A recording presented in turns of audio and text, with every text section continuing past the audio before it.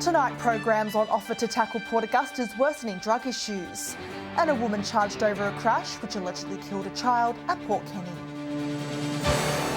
From our 7 Spencer Golf Studios, your nightly news with Ruby Kamain begins now. Good evening. Efforts are being made to address severe drug and alcohol abuse within the Port Augusta community. With the problem worsening during the city's annual summer population increase, Council has made various programs available so residents can try and break the cycle. Lending a helping hand so people can pick themselves back up. Port Augusta Council extending its alcohol and other drug services to ensure those needing help can find it.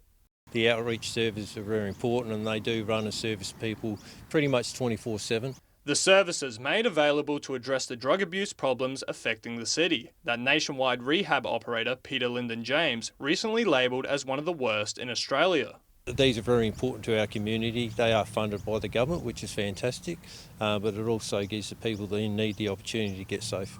Experts say these programs approach the problem in a culturally sensitive manner to encourage more sustainable living practices within the community. We know that within culture where there's stigma and shame, people are less likely to enter into treatment. The inclusive services including a sobering up unit, assertive outreach and a needle exchange program. Council also operating a nursery where clients can help grow arid smart plants, bush tucker and vegetables as a distraction from their addiction. So people have a safe place where they can go and get treated and looked after. So they're a very important component of what we're trying to control in our city. Edward McCarroll, 7 Spencer Golf News. A woman has been charged over a crash at Port Kenny in July, which allegedly resulted in the death of a child. Emergency crews were called to a single vehicle rollover on the 15th. Police say a 9-year-old boy sadly died at the scene. 2 passengers aged 16 and 48 sustained minor injuries. Yesterday, a 46-year-old Fulham Gardens woman was charged with multiple offences, including aggravated cause of death by dangerous driving and drive with prescribed drug in blood. She was bailed to appear in the Port Adelaide Magistrates Court on December 16th. A woman will face court after allegedly driving 4 times over the legal alcohol limit in Port Pirie last night. Police say they stopped a station wagon on Kingston Road, saying it showed up as unregistered. The 28-year-old driver is accused of being abusive and non-compliant to officers and was later arrested. A breath analysis at the station allegedly recorded 0.228. She was charged, released on bail and will front court in January. Broken Hill locals have been shut out of South Australia again, not due to COVID this time, but flooding. Creeks overflowing at the Barrier Highway, around 25 kilometres west of town this morning. At various times throughout the day, every arterial road to Broken Hill was closed. Police warning drivers to avoid taking back roads to get around. The issue with where we are and the geographics is we may not be able to come rescue you or send assistance straight away. Despite the chaos on the roads, only 13 millimetres of rain was recorded at the airport between last night and lunchtime. Port Pirie Regional Council has released an action plan to upgrade disability access for buildings, toilets and bus shelters. Although one couple believes it's a step in the right direction, they say more work needs to be done on better access to the public pool and footpaths. It's been an ongoing battle for Marty and Dawn Donald to get better accessibility around town. Their son Adam lives with cerebral palsy and his parents want more paved footpaths to take Adam on walks. There's a lot of footpaths around Port Pirie could be fixed as well, because when we take Adam for walks, some of the footpaths are just atrocious, and with a wheelchair you have to end up going on the road, which isn't very safety-wise. The couple also wanting the aquatic centre to upgrade its facilities so Adam can get into the pool by using a ramp instead of a chairlift. There's no ramp for Adam to access to get into the water, and there's no shower chair for him to use as well. Although council has insisted the chairlift at the swimming pool is suitable for people who are using a wheelchair. We talked, we had some correspondence in regards to that, but when we've gone back to people with disabilities, that doesn't seem to be a high priority. They believe that they can still enter the pool adequately. The council is now releasing its Disability Action Plan, set to upgrade the access to a number of public toilets and buildings around town. Quite a lot of our buildings need to be upgraded with entrances and all that sort of stuff. Christian Komenos, 7 Spencer Gulf News. Still to come tonight, unvaccinated students allowed to attend formals in Broken Hill as the city's council passes mandatory vaccination for its staff.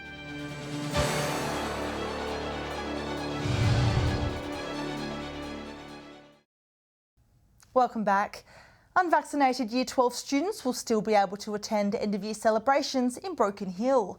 New South Wales Health Minister Brad Hazzard granting exemptions for HSC formals, dinners and graduations, meaning there's no need to be fully vaccinated. However, celebrations must still comply with remaining health regulations. The final Year 12 exams will be held next Friday. Meanwhile, Broken Hill City Council has passed a mandatory vaccination policy for all of its staff, visitors and contractors. The vote passing at the final meeting of the councillor's term before locals go to the polls next weekend. Right now, there's no hotter or more divisive topic than mandatory COVID vaccinations. But at last night's council meeting, only one hand wasn't raised in support. There is a wealth of evidence that says that mandating the vaccines is not lawful anyway. Not enough to stop the policy from coming into effect from the new year, requiring any worker or visitor at a council site to be vaccinated or exempt. Alternate measures to go down a risk-based approach, which means some staff would be required to be vaccinated and some others wouldn't be required, and just the fairness that goes along that, as well as how do you actually police that. The tabled report showing employee committees unanimously supported the policy and almost all staff have already had their COVID jabs. But having almost the majority of our staff, or 98.7% of our staff, double vaccinated, shows their willingness to protect themselves. A decision coming out of the final meeting for the current council and 3 councillors who've chosen not to recontest at the election. I'll be watching from the seats over there probably, but thanks everyone and good luck to you all. Thank you. A group sworn in before the word COVID even existed, serving its term with live streams and little gallery attendance. For all of that, we are poorer for it, and I hope that in the future that we can all come back in some form. Lachlan Itter, 7 Spencer Gulf News. And we'll return later on with another Mayor candidate for a chat. Housing values in regional South Australia are rising at the fastest annual pace in 35 years, with buyers paying a premium for larger properties. Houses on the Spencer Gulf are being sold for well above asking price to interstate buyers desperate to escape the cities. A regional real estate renaissance. Property analyst group PropTrack today releasing a new report showing regional properties are valuing at an all-time high, saying the pandemic has had a profound impact on buyers' lifestyles and housing needs. Seen a big uptick in demand for larger homes, whether it's potentially people looking for a larger block with a garden, a room for a home office, all those things that might have made life in lockdown a little more bearable. Our region's best performers are Cal, with an average property value growth of 25%, and Coffin Bay with a 20% rise, some of the highest in the state. And that's beaten only by Kingston, where prices are rising. House prices have risen by 40% since the pandemic began. They're not good statistics for those looking to break into the market, however, with current conditions seeing houses snapped up almost instantly, with the supply of regional properties falling by more than 30% nationwide this year. It's important to think about, the long-term trends in those specific areas. So we think that when it comes to commutable regional centres, that these areas might have a better chance of remaining popular. Edward McCarroll, 7 Spencer Gulf News. New research has shown a greater awareness is needed among South Australians to reduce stroke-related injuries. A recent survey suggesting people are not fast enough when it comes to recognising the signs of stroke. South Australians urged to act fast. A recent survey showing more than 2,000 South Australians will have a stroke this year. Stroke can happen at any age. We've had very young children who have strokes all the way through to older people. The Stroke Foundation Awareness Survey revealing only 26% of South Australians knew the common signs, including slurred speech, dropped face and the inability to use one half of their body.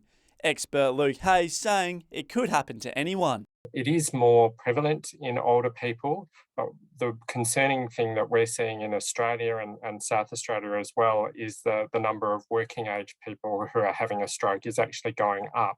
In the electorate of Grey, more than 200 people experienced a stroke for the first time in 2020, with an additional 3,000 impacted by the effects of a stroke in the community.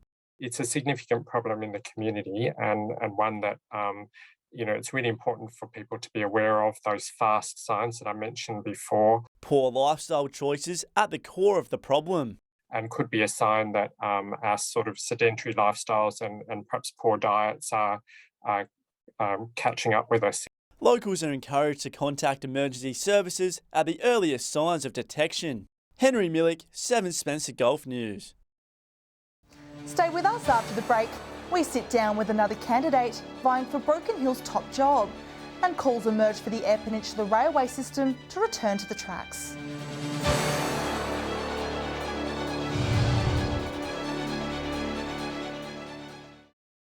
Hello again. More now on Broken Hill's local government election and our weekly chat with another candidate running for mayor. Second on the ballot paper is independent Tom Kennedy, also representing the For a Better Broken Hill group. Tom Kennedy, first off, what are you going to do about this rain? We can't sit down today. It's great to have the rain, but it certainly wrecked our interview. Looking around town, I mean, it's very hard to see a business, a street corner where we don't see your face. Is that a bit of a sign of confidence, seeing all those posters? It's more or less saying that we want to win. What's really nice about that is these are businesses and community members that have given their faith in me to put the signs up in the first place. You're probably the most outspoken person in Chamber, I think is the polite way to put it. You've been critical of the current council. Are you going to be able to work with them if you do become mayor? It's not that I can't work with them, I don't agree with the decisions they make. And that's really what the community's telling me. They don't agree with the decisions that are being made. So it's not about working with or not working with. If the decisions are good decisions, I'm more than happy to go along with it. If they're bad decisions, then I'll criticise them. Going back to the support that you've seen with businesses in particular, does that come back to your ticket? Seems to be very strongly focused on business? Look, the business community are struggling. They are paying too much in rates. The COVID hasn't helped. We haven't been able to get tourists into town as we normally would. These people were committed to save Broken Hill for future businesses. What are your pitches? What are you going to bring to the community? Besides economic growth, population growth, footpaths, all that sort of stuff, I'd like to see the Imperial Lake done. It's Crown land. Essential Water's about to relinquish it. Council will be taking it over. Thank you very much, Tom. Best of luck next Saturday. Thank you, Lachlan, and I hope to see you again. Port Pirie's Woodwood Park is set to get a major upgrade to transform the way children and families play at the park. The project will include a brand new playground, basketball court and even a sealed track so parents can teach their kids how to ride a bike. Things are about to look a whole lot different at Woodwood Park. From next year, a number of upgrades will begin to bring more children and families to the area. It will include like pump tracks for kids which will be sealed, better facilities right throughout, a lot of softball and all that sort of stuff. The council, wanting young children to enjoy more physical activity, set to construct a nature play area co-designed with the help of kids and their parents. Bring back into the play group that's right next door to it, it'll bring that back into the fold as well. The basketball court will also get a makeover to turn it into a proper half court, and the ring will also be adjustable for those taller kids. Now that facility has been used by huge amounts of families, small families, and we really need to push it forward. So we're looking forward to that taking place in this near year. The playground, starting to rust and lose its paint, will get a much needed upgrade to modernise the park.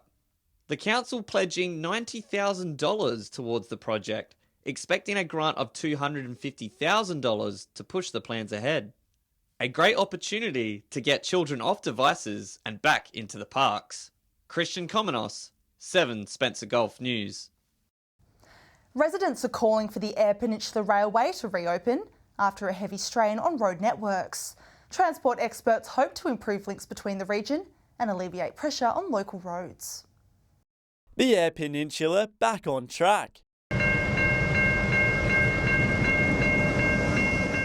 It's been nearly 3 years since the last train rode on these tracks. Locals now hopeful the railway could make its return. We have to bring rail back because it's environmentally more friendly, producing 75% less greenhouse gases than road. The restoration of the railway potentially easing the strain on roads and traffic throughout the region. From a community's point of view, that puts demands on the community and on taxpayers to maintain the roads to a higher standard than they would otherwise have to be. The SA Transport Action Group proposing to connect Port Lincoln with the wider Eyre Peninsula. That way, you don't just have a one customer railway, you have hundreds of people wanting to use the railway, and that's the only way the Eyre Peninsula Rail will be sustainable. Railway enthusiasts hoping to see trains running up and down these tracks. Realistically, I think it's a pretty long shot, but it would be great if it happened. An information session will be held at the Nautilus Arts Centre this Sunday, outlining solutions to get the region's freight back on rail. Henry Millick, 7 Spencer Golf News. Australia Post is expecting this upcoming Christmas period to be the busiest it's ever been. More than 2.2 million Australian households used the service to deliver Christmas gifts last year, but analysts predict people will flock to tomorrow's Black Friday and Cyber Monday sales, with numbers to eclipse 2020. With this increased strain on the service, customers are reminded to send their parcels by December 13th to make it on time for Christmas Day. Stay with us after the break. Our experts will share their tips for weekend fishing, and we'll have all the weather details with Alex Sykes.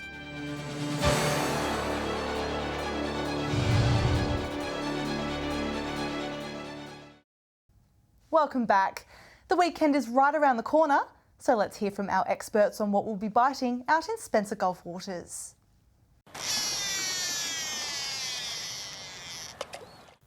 G'day and welcome to this week's fishing tips from Port Augusta, Jewel North. Well, that extra bit of rain will actually help the fishing out. I'll try up around the creek, and also don't be surprised up around Port Patterson. There'll be some good schools of salmon up in there, and also try for silver whiting in the shallows.